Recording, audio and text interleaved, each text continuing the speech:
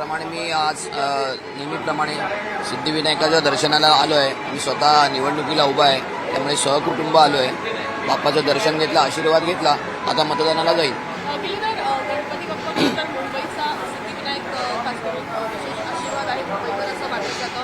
हा आशीर्वाद मदतीसाठी कितपत मुळात मी ह्या सिद्धिविनायकच्या मंदिराचा परिसरातच लहानाचा मोठा झालो आहे. त्यामुळे माझ्यासाठी, आमच्या प्रभादेवीकरांसाठी, दादरकरांसाठी सिद्धिविनायक खूप आराध्य दैवत आहे आमचं.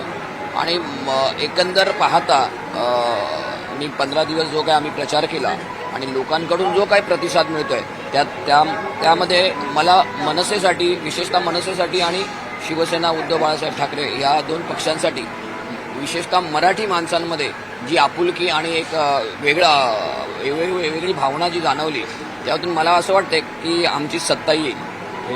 उबाटा, शिवसेना उबाटा गट आणि मनसे संयुक्त युतीची महानगरपालिकेमध्ये सत्ता येईल.